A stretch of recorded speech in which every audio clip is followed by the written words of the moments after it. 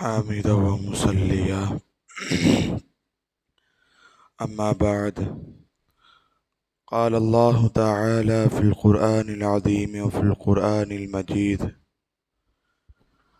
بعد بفضل بسم الله الرحمن الرحيم والله غفور رحيم صدق الله العظيم وقال نبينا صلى الله عليه وسلم كل بني آدم خطاؤون وخير خطائين التوابون صدق رسوله النبي الكريم ونحن على ذلك من الشاهدين والشاكرين والحمد لله رب العالمين. கோடான கோடி படைப்புகளை படைத்து அதை பரிபாலிக்கக்கூடிய அந்த அல்லாஹுக்கு அனைத்து புகழும். இலோகத்தின் தலைவர் சையதுல் அன்பியா சர்வரே காயினார் ஹஜ்ரத் முஹம்மது முஸ்தபா ரசூல் ஸல்லல்லாஹு அலைஹி வஸல்லம் அவர்களின் மீதும் அவர்களை பின்பற்றிய உத்தம சத்திய சஹாபாக்கள், தாபீன்கள், தபா தாபீன்கள், நாதாக்கள், சுஹதாக்கள், இங்கு வீட்டிருக்கக்கூடிய ஜும்மாருக்கு வருகை தந்திருக்கக்கூடிய நம்மனின் மீதும், நிறைந்திருக்கக்கூடிய மலக்குமார்களின் மீதும், வருகை தரக்கூடிய மக்களின் மீதும் அல்லாஹ்வின் சாந்தியும் சலாமும் என்றென்றும் நின்று நிலவட்டுமாகுக. அல்ஹம்துலில்லாஹ். அல்லாஹ்வின் மாபெரும் கிருபையால் ரம்லான் மாதத்தை அடைந்து அதில் முதலாவது 10 ரஹ்மத்துடைய 10ஐ அவனுடைய ரஹ்மத்தை மறையில் கொண்டே நிறைவேற்றிவிட்டு அவனுடைய ரஹ்மத்தை பெற்றவர்களாகவும் அடுத்த கட்டத்தில் அவனுடைய மஃபிரத்தை எதிர்பார்த்து இந்த ஜும்மாவில் நாம் வீட்டிருக்கிறோம். அல்ஹம்துலில்லாஹ். அல்லாஹு சுப்ஹானஹு தஆலா இந்த மனிதனை படைத்திருக்கிறான். மனிதனை மட்டும் படைக்கவில்லை, ஏராளமான ஜீவராசிகளை படைத்திருக்கிறான். மலக்குமார்களை படைத்திருக்கிறான், ஷைத்தானை படைத்திருக்கிறான். மலக்குமார்கள் படைத்ததின் நோக்கம் அவனை வணங்குவதற்காக வேண்டி. மலக்குமார்கள் அவனை வணங்குவதற்காக வேண்டி, அவருடைய வேலை அவனை வணங்குவதற்கு மட்டும்தான். ஷைத்தானையும் அல்லாஹ் படைத்திருக்கிறான். அவனுடைய வேலை என்னவென்று தெரியுமா? அல்லாஹ் எதை சொல்கிறானோ அதற்கு நேர்மாறாக நடப்பது ஷைத்தானுடைய வேலை. மலக்குமார்களின் வேலை அவன் சொன்னதை அப்படி செய்வது. ஷைத்தானுடைய வேலை அவன் சொன்னதற்கு அப்படி நேர்மாறாக செய்வது ஷைத்தானுடைய வேலை. இந்த இரண்டிற்கும் மத்தியில்தான் இந்த மனிதன் என்பவன். மலக்குமார்கள் ஒரு பக்கம் நன்மையின் பக்கம் இழுப்பார்கள், ஷைத்தான் ஒரு பக்கம் வழிகாட்டில் இழுப்பான். இந்த மனிதன் என்பவன் நன்மையையும் செய்வான், அல்லாஹ் சொன்னதை கட்டளையை ஏற்றுக்கொள்ளவும் செய்வான், ஒரு சில சமயத்தில் மாறாகவும் நடப்பான். இதுதான் மனிதன். பெருமானார் ஸல்லல்லாஹு அலைஹி வஸல்லம் அவர்கள் சொல்வார்கள், குல்லு பனி ஆதம கத்தாவூன். ஆதமுடைய மனிதர்கள் அனைவரும் பாவம் செய்யக்கூடியவர்கள். அந்த பாவம் செய்யக்கூடிய யார் தெரியுமா? நல்லவர். அகைரு கத்தாயின அத்தவ்வாபூன். அந்த பாவிகளில் சிறந்தர் யார் தெரியுமா? அல்லாஹ்விடத்தில் தௌபா கேட்கிறாரே, இவர்தான் அந்த பாவிகளில் சிறப்புக்குரியவர் என்று பெருமானார் ஸல்லல்லாஹு அலைஹி வஸல்லம் அவர்கள் கூறுகிறார்கள். சொல்வார்கள், உதாரணத்திற்கு சொல்வார்கள், வாய்க்காலில் நடக்கும்போது காலில் தண்ணி படாமல் நடக்கணும்னு நினச்சா முடியுமா? அது எப்படி சாத்தியம் இல்லையோ அதே போன்றுதான் இந்த மனிதன் இந்த உலகத்தில் வாழும் பொழுது பாவம் செய்யாமல் இருப்பது என்பது தவிர்க்க முடியாத ஒரு காரியம். நாம் பாவம் செய்ய வேண்டாம் என்று நினைத்தாலும் நம்முடைய சூழ்நிலை பாவத்தில் ஆழ்த்திவிடும். இன்றைய ஒரு காலம் இருந்தது, பாவம் என்று நினைப்பதை பாவமாக கருதி கொண்டிருந்த காலம். ஆனால் இந்த காலத்தில் பாவத்தை செய்து கொண்டு பாவத்தை பாவமாக எண்ணாமல் ஒரு சில சமயத்தில் அதெல்லாம் ஹலாலாகி விட்டதோ என்று சிந்திக்கும் அளவிற்கு பாவங்கள் எல்லாம், பெரும் பாவங்கள் எல்லாம் இன்றைக்கு அது பெருகிவிட்டது. இந்த பாவம் மொத்தம் 2 வகையை பிரிப்பாங்க. ஒன்று அல்லாஹ்விற்கும் அடியானுக்கும் உண்டான பாவங்கள், மற்றொன்று அடியானுக்கும் மனிதனுக்கும் உண்டான பாவங்கள். மனிதனுக்கும் உண்டான பாவம் என்று சொன்னால் வாக்கை கொடுத்து விட்டு மாறு செய்வது, அமானிதமான பொருட்களை வாங்கி வைத்து நான் வாங்கவே இல்லை என்று சொல்வது, கடனை வாங்கி கொண்டு விட்டு நான் கடனே வாங்கவில்லை என்று ஏமாற்றுவது, இதெல்லாம் புறம் பேசுவது, இதை போன்று இருப்பதையெல்லாம் மனிதனுக்கும் உண்டான பாவங்கள். இந்த பாவத்திற்கு மன்னிப்பு வேண்டும் என்று சொன்னால் அந்த மனிதனிடத்தில் சென்று அந்த மனிதத்தில் நாம் மன்னிப்பை கேட்க வேண்டும். அப்படி என்று சொன்னால் அந்த மனிதன் மன்னித்து விட்டால் அல்லாஹ் அந்த பாவத்தை மன்னித்து விடுவான். அந்த மனிதன் அந்த பாவத்தை மன்னிக்காத வரையிலும் அல்லாஹ்தால் அந்த பாவத்தை மன்னிக்க மாட்டான். நமக்கு யாராச்சும் தீங்கு வச்சிருந்தால் நம்ம மன்னிச்சிருவோம். ஏனென்று சொன்னால் அல்லாஹ் நம் மீது கருணைப்படுவான். அதற்காக வேண்டி அல்லாஹ்வின் ரஹ்மத்தை எதிர்பார்த்து, கருணையை எதிர்பார்த்து நமக்கு பிறர் தீங்கு அழைத்திருந்தால் நாம் அவர்களை மன்னித்திடுவோம். நாம் பிறருக்கு தீங்கு அழைத்திருந்தால் போய் அவரிடத்தில் மன்னிப்பு கேட்போம். மற்றொன்று அல்லாஹ்வுக்கும் இந்த அடியானுக்கும் உண்டான பாவங்கள். அல்லாஹ் தஆலா எதையெல்லாம் ஹராமாக சொல்லியிருக்கிறானோ அதெல்லாம் நாம் செய்து கொண்டிருக்கிறோம். பொதுவாக குழந்தைங்களுக்கு இருக்கக்கூடிய ஒரு பழக்கம், ஜூஸை குடிக்காதுன்னு சொன்னால் அப்போ தான் நேராக போய் ஜூஸை குடிக்கிறது, வெளில போகாதப்பான்னு சொன்னால் அப்போ தான் வெளில போகிறது. அதே போன்றுதான் மனிதர்கள் அல்லாஹ் தஆலா எதையெல்லாம் செய்ய வேண்டாம் என்று சொல்லியிருக்கிறானோ அதை மட்டுமே செய்து கொண்டு எதெல்லாம் செய்யணும்னு சொன்னால் மாத்திரை போடுப்பான்னு குழந்தைங்கள்ட்ட சொன்னால் மாத்திரை போடுவாங்களா? இல்லை. அதே போன்று தான் அல்லாஹ் எதையெல்லாம் செய்ய சொல்லியிருக்கிறானோ அதெல்லாம் அப்படியே விட்டு விடுறது. தௌபா கேட்க வேண்டும் அல்லாஹ்விடத்தில். நாம் செய்யக்கூடிய பாவங்கள் முதலில் நாம் பாவமாக கருத வேண்டும். எதெல்லாம் பாவம் என்று முதலில் நாம் அறிந்து கொள்ள வேண்டும். பெரும்பாவங்கள் மொத்தம் 7, அதில் ஒரு சிலது மட்டும் கூறுகிறேன். வட்டி, அல்லாஹு அக்பர். வட்டியுடைய வாடை பட்டால் ஹராம் என்று இந்த ஷரியத் கூறுகிறது. ஒரு காலம் இருந்தது, தெருவுக்கு ஒரு பொட்டி கடை இருந்தது. இந்த காலத்தில் தெருவுக்கு ஒரு வட்டி கடை வந்து விட்டது. அந்த அளவிற்கு வட்டியில் இந்த இஸ்லாமிய சமூகம் மூழ்கி கொண்டிருக்கிறது. வட்டியிலே புரண்டு கொண்டிருக்கிறார்கள். எதற்கெடுத்தாலும் வட்டி. வட்டி வாங்குவதும் ஹராம், கொடுப்பதும் ஹராம். அந்த வட்டி வாங்கிட்டு நம்ம அந்த சாப்பாடை சாப்பிட்றோமே, அந்த சாப்பாடு முதல்ல ஜெரிக்குமா? அந்த வட்டியுடைய உணவுகளை நாம் அறிந்துவிட்டு நல்லமல்கள் செய்தால் அந்த நல்லமல் தான் ஏற்றுக்கொள்ளப்படுமா? ஒரு ஹராமை செய்து விட்டால், உன்று விட்டால் 40 நாட்கள் அந்த மனிதனுடைய நல்லமல்கள் எதுவும் ஏற்றுக்கொள்ளப்படாது. இன்றைக்கு வட்டி அதிகமாகிவிட்டது. இரண்டாவது குடி. இதா தகலல் ஹம்ரு, மது உள்ளே சென்று விட்டால் ஹரஜல் அகுலு, மதி வெளியாகிவிடும். மது உள்ளே இறங்கினால் மதி வெளியாகிவிடும். இன்றைக்கு வாலிப இளைஞர் சமூகம் இன்றைய குடிக்கு அடிமைப்பட்டு கொண்டிருக்கிறார்கள். அதில் இஸ்லாமிய வாலிபர்களும் உண்டு. ஹம்ர் என்று சொன்னால், குடி என்று சொன்னால் போதை தரக்கூடியது. பெருமானார் சொல்வார்கள், குல்லி முஸ்கிரின் ஹராமுன், போதை தரக்கூடிய ஒவ்வொன்றும் ஹராம் தான். இன்னைக்கு சொல்கிறான், நான் என்ன குடிக்கவா செஞ்சேன், வெப்பன்ஸ் தான் நான் யூஸ் பண்ணேன். வெப்பன்ஸ் என்ற பெயரில் ஃபெவிகால் வரைக்கும் விட்டு வைக்காமல் அனைத்தையும் போதை பொருட்களாக மாற்றிக்கொண்டு இந்த சமூகம் போதைக்கு அடிமையாகிவிட்டது. அதன் காரணமாக அவருடைய பலகீனம், உடலில் ஏற்படக்கூடிய பலவிதமான நோய்கள், தீரா நோய்கள் எல்லாம் ஏற்படுகிறது. இது முதலில் பெரிய ஹராம், அல்லாஹ்விற்கு பிடிக்காத செயல்களில் ஒன்று என்பதை நாம் தெரிந்து கொள்ள வேண்டும். பெரும்பாவத்தில் ஒன்று சூது. இன்றைக்கு சூதாட்டமும் அதிகமாகிவிட்டது.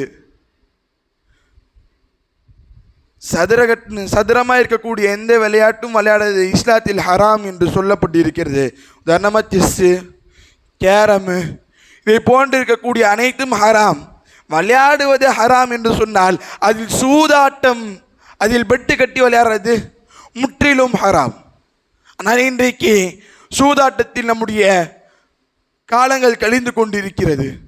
அதுவும் இன்னும் முக்கியமாக சொல்ல போனால் ஒரு சில நாட்களுக்கு முன்பாக ஃபத்துவாவை கொடுக்கப்பட்டது, ஒரு சில கேம்கள்லாம் ஹராமுன்னு சொல்லிட்டு.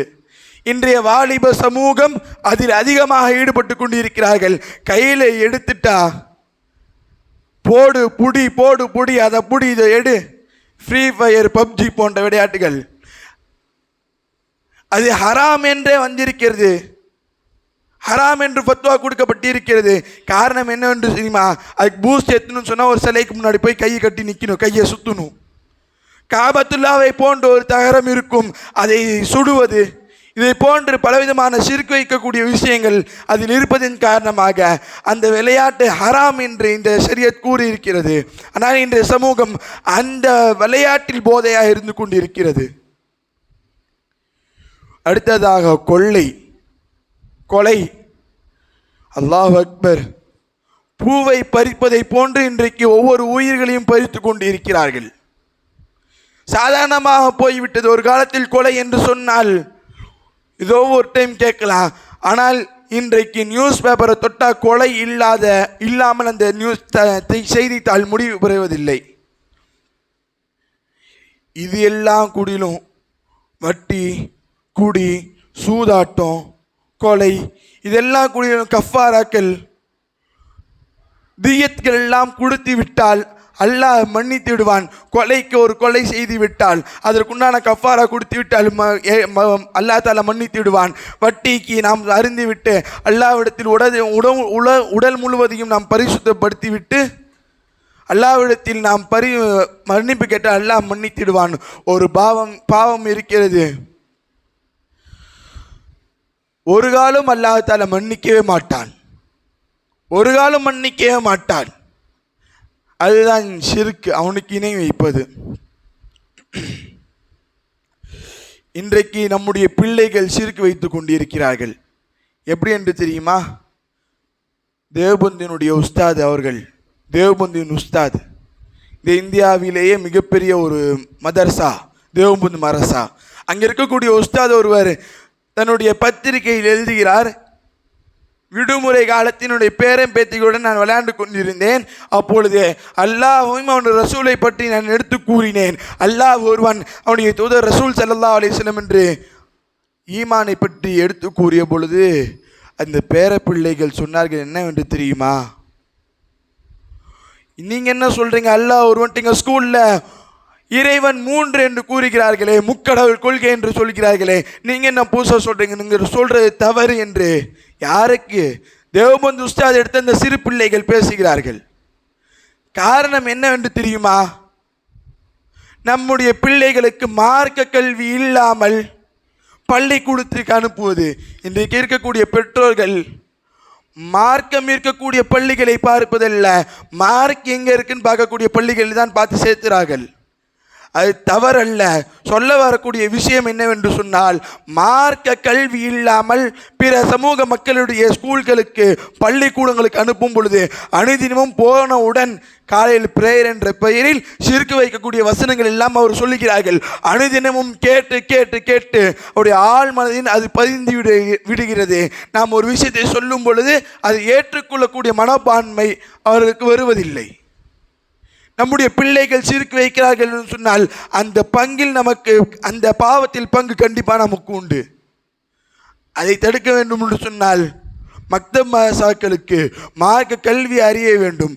மக்தப் மதரசாக்களுக்கு அனுப்ப வேண்டும் நம்முடைய பிள்ளைகளை. இதெல்லாம் பாவங்கள். இத்தனை ஆண்டு காலம் இந்த பாவத்தில் செஞ்சுட்டேன். சயின்டிஃபிக் கூறுது 20 நாட்கள் தொடர்ந்து ஒரு செயலை செய்தால் அந்த செயல் அந்த மனிதனுக்கு பழகி போய்விடும். இந்த இஸ்லாம் கூறுது 41 நாட்கள் ஒரு மனிதன் ஒரு செயலை செய்து விட்டால் அவன் அந்த பழக்கத்தில் பழக்கமாகி விடுவான் என்று. ஆனால் நாம் ஆண்டாண்டு காலமாக பல ஆண்டு காலமாக பலவிதமான வட்டியை வாங்கி கொண்டு வட்டியை கொடுத்து கொண்டு சூதாடுவது என்றெல்லாம் பலவிதமான பாவத்தில் நாம் பல ஆண்டுகள் கழித்து விட்டோம். இதிலிருந்து எப்படி நாம் பாதுகாப்பு பெறுவது? உடனே திரும்பணும்னு சொன்னால் அது முடியாத ஒரு காரியம். உடனே யூட்டன் போட்டு நல்லபடியாக வாழணும்னு சொன்னால் முடியாத ஒரு காரியம். நம்ம ஆனால் திருந்தி ஆக வேண்டும்.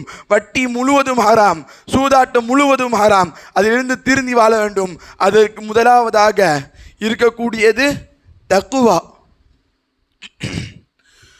தக்குவா, அல்லாஹ் நம்மை பார்க்கிறான், அல்லாஹ் என்னை பார்த்து கொண்டே இருக்கிறான். அல்லாஹு மாயி, அல்லாஹ் என்னுடன் இருக்கிறான். அல்லாஹு நாதிரி, அல்லாஹ் என்னை பார்க்கிறான் என்ற சிந்தனை வேண்டும். இன்றைக்கு அல்லாஹ்வின் சிந்தனை இல்லாமல் நாம் வாழ்ந்து கொண்டு இருக்கிறோம். மனிதர்கள் அல்லாஹ்வின் சிந்தனை விட்டு விலகி விட்டதன் காரணமாக தான் ஹராமான செயல்கள் எல்லாம் நாம் செய்து கொண்டிருக்கிறோம். இரண்டாவது, பாவத்தை விட்டு தவிர்ந்திருப்பதற்கு பேராசை. பேராசை இல்லாமல் இருக்க வேண்டும். வட்டி வாங்குவதற்கும் சூதாட்டம் ஆடுவதற்கு என்ன காரணம்? பேராசை. ஒரு மனிதன் அல்லாட்ட கேட்குறான், நடு ரோட்டில் நின்று கேட்குறான், ரப்பே எனக்கு வீடு இல்லை, எனக்கு தங்குவதற்கு வீட்டை தா. அல்லாஹ் அந்த மனிதனுக்கு வீட்டையும் தந்து விடுவான். அதற்கு போய் அவன் கேட்பான், அந்த வீட்டில் துணையாக இருப்பதற்கு எனக்கு ஒரு மனைவியை தா என்று கேட்பான். அந்த மனிதனுக்கு ஒரு நல்ல மனைவியை தந்து விடுவான்.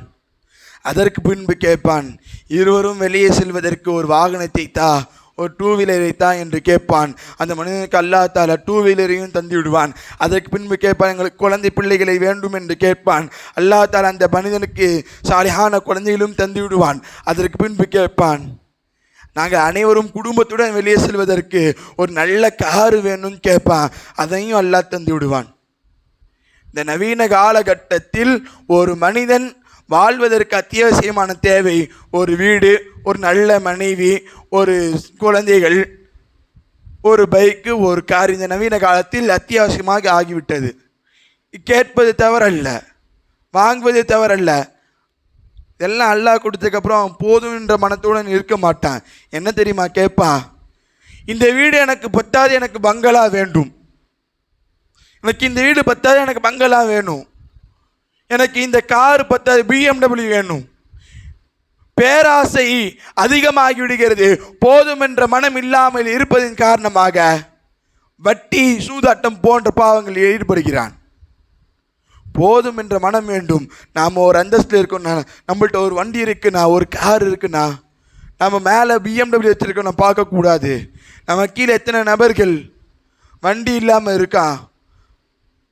ஒரு சில நபர்கள் கை கால் கூட இல்லாமல் இருக்கிறார்கள். அதை பார்த்து நாம் அல்லாஹ்விற்கு சுக்ரியா செய்ய வேண்டும்.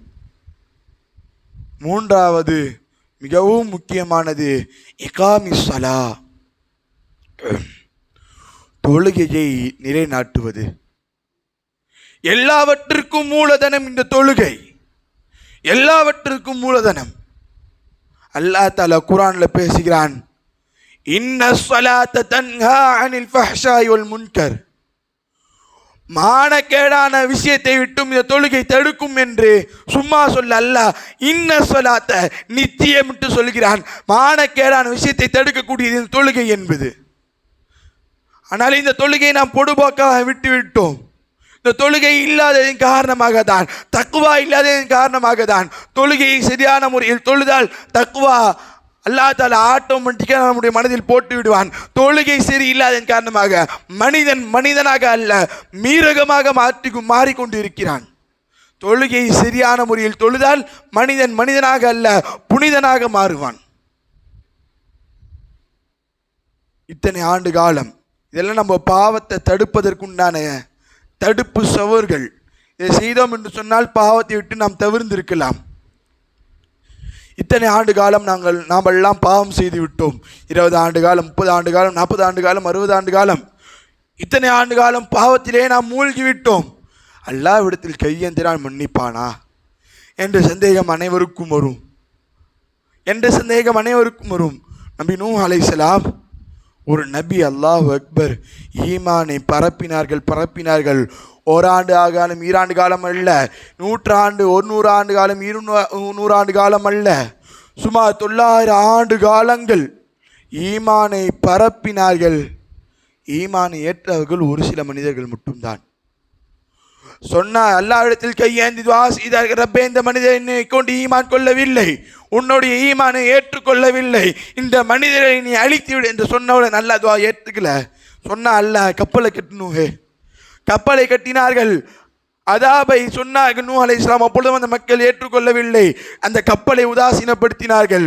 பின்பு வெள்ளையனை வந்தது, அந்த மக்கள் எல்லாம் அழிந்து போனார்கள். கரை ஒதுங்கியது அந்த கப்பல். கீழே இறங்கினோன்னா நபி நூஹ் அலைஹிஸ்ஸலாத்தை பார்த்து அல்லாஹ் கேட்குறான், நூஹே கீழே என்ன இருக்குன்னு கேட்குறான். அப்போ அல்லாஹ் நூஹ் அலைஹிஸ்ஸலாம் சொன்னாங்க, கீழே ஃபுல்லாக களிமண் இருக்குது. களிமண் இருக்குல்ல நூஹே, அழகான பானைகளை செய்ய வேண்டியதானே என்று கேட்டவுடன் நூஹ் அலைஹிஸ்ஸலாம், அல்லாஹ்வின் கட்டளை தானே, அழகான பானைகளை பல விதமான வடிவத்தில் செய்து வைக்கிறார்கள். அல்லாஹ் இடத்தில் சொன்னார்கள், யா அல்லாஹ், நீ சொன்ன கட்டளை நிறைவேற்றி விட்டேன், பானையை செய்து விட்டேன் என்று சொன்னவுடன் அல்லாஹ் சற்றும் சிந்திக்காமல் சொன்னான், நூஹ் அந்த அனைத்து பானையும் உடைத்து விடு. உடனே கோபம் வந்தது நூஹ் அலைஹிஸ்ஸலாத்திற்கு.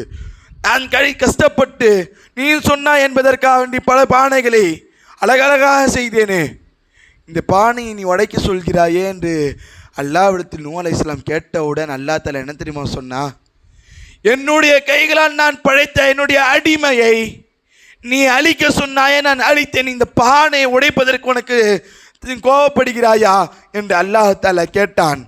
நாம் பாவம் செய்யக்கூடிய பாவிகள் தான் என்று அல்லாஹ்வுக்கு தெரியும். நாம் பாவ மன்னிப்பு கேட்போமா என்று அல்லாஹ் எதிர்பார்த்து கொண்டே இருக்கிறான். இந்த மனிதன் பாவ மன்னிப்பு கேட்க மாட்டானா என்று அனுதினமும் தஹஜ்ஜுடைய நேரத்தில் அல்லாஹ் தஆலா எதிர்பார்த்து கொண்டிருக்கிறான். அந்நேரத்தில் இந்த மனுஷன் தூங்கிட்டு இருக்கான். அந்த நேரத்தில் அவன் தூக்கத்தில் கழித்து விடுகிறான் என்பதற்காக வேண்டி ஒரு சில இரவுகளை கொடுத்து, அது மட்டுமல்லாமல் இந்த ரமலான் மாதத்தில் இந்த நடுப்பத்தில் மஃபிரத்துடைய 10 கொடுத்து, இந்த 10லாவது என்னுடைய அடியானிடத்தில் பாவ மன்னிப்பு கேட்பானா என்று அல்லாஹ் தஆலா எதிர்பார்த்து கொண்டிருக்கிறான். பாவ மன்னிப்பை எப்படி கேட்க வேண்டும்?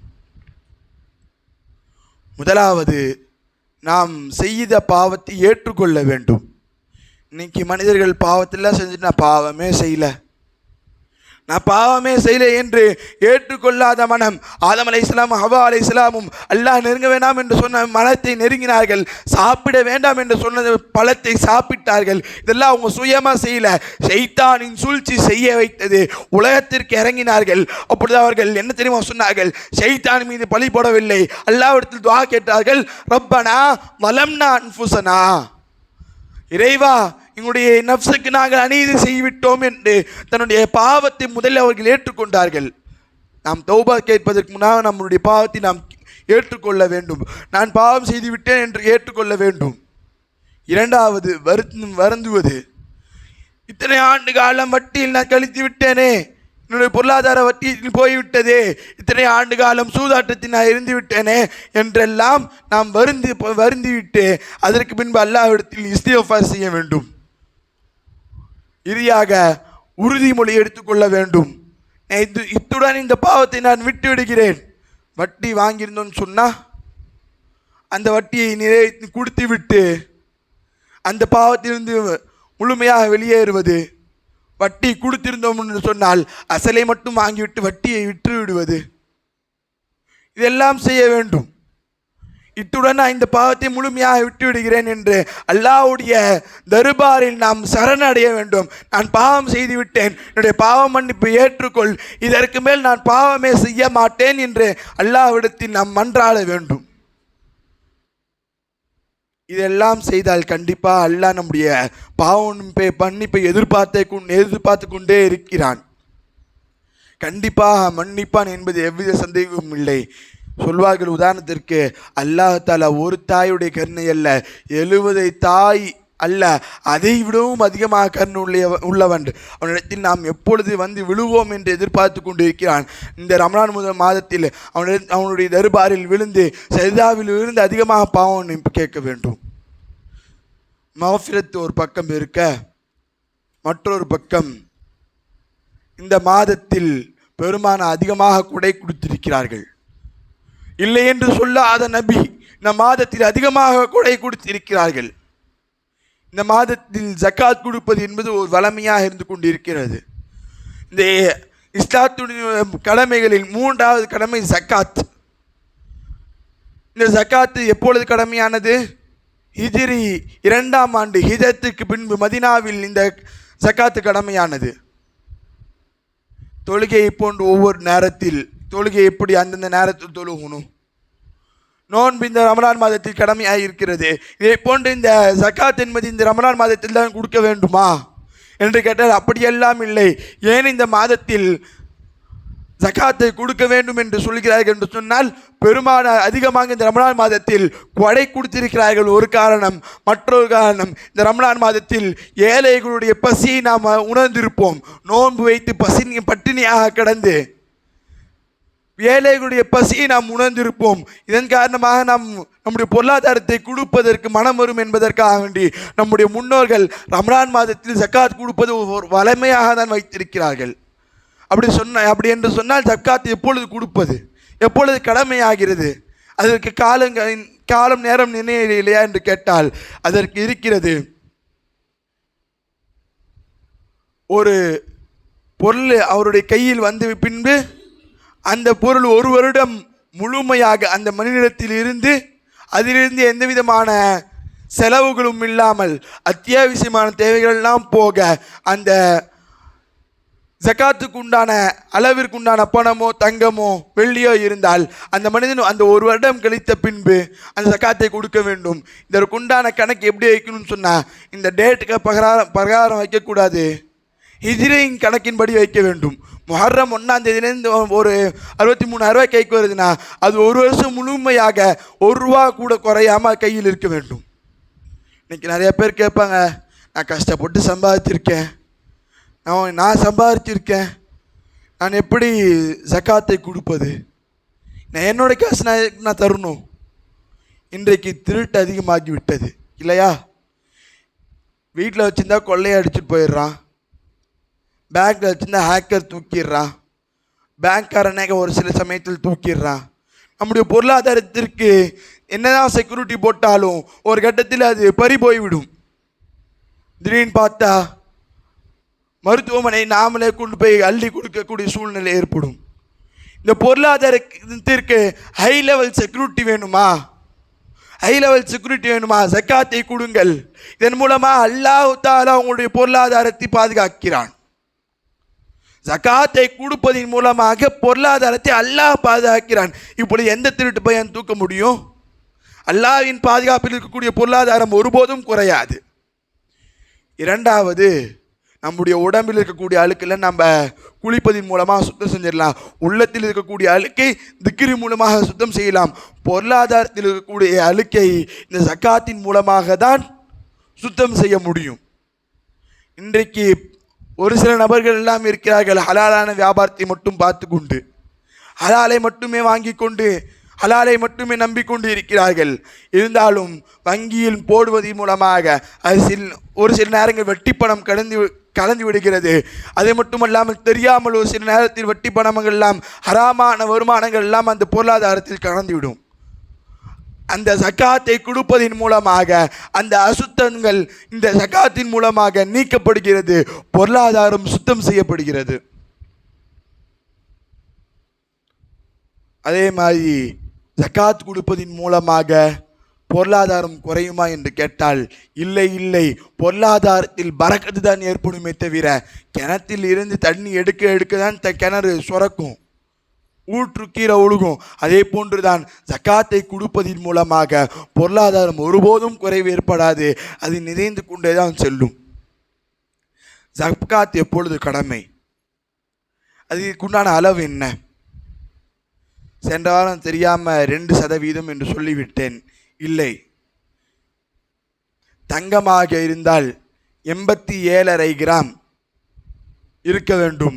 அந்த 87.5 கிராம் பிறையின் கணக்கின்படி முஹர்ரம் 1ஆம் தேதி வந்துச்சுன்னா அடுத்த முஹர்ரம் 1ஆம் தேதி வரைக்கும் அந்த மில்கியத் அவனுடைய ஆற்ற அந்த தங்கத்தின் மீது இருக்க வேண்டும். வெள்ளியாக இருந்தால் 612.5 கிராம், பணமாக இருந்தால் 63,000 ரூபாய். இந்த அனைத்தும் ஒரு வருட காலம் ஒரு ஹவுல் சுற்றி வரணும். அது எப்படி தெரியுமா அந்த மனுஷன்ட்டு இருக்கணும்? அந்த பொருளாதாரத்தில் யாரும் பங்கிருக்கக்கூடாது. அவனுடைய அத்தியாவசியமான தேவைகளெல்லாம் போக வேண்டும். அனைத்து விதமான தேவைகளையும் போக அந்த 63,000 ரூபாய், தங்கமாக இருந்தால் 87 கிராம், வெள்ளியாக இருந்தால் 612 கிராம் இருந்தால் அவன் மீது ஜக்காத் கடமை. எவ்வளோ கடமை? 2.5%. 2.5%. தங்கம் 87.5 கிராமாக இருந்தால் 2 கிராம் 187 மில்லிகிராம் ஜக்காத் கொடுக்க வேண்டும். பணமாக இருந்தால் 63,000க்கு 1,575 ரூபாய் ஜக்காத் கொடுக்க வேண்டும். இந்த சதவீதத்தெல்லாம் நாம் சரியான முறையில் கணக்கிட வேண்டும். பொருள் வியாபார பொருளாக இருக்கிறது என்று சொன்னால் வியாபார பொருளுக்கும் ஜக்காத் கொடுக்க வேண்டும்.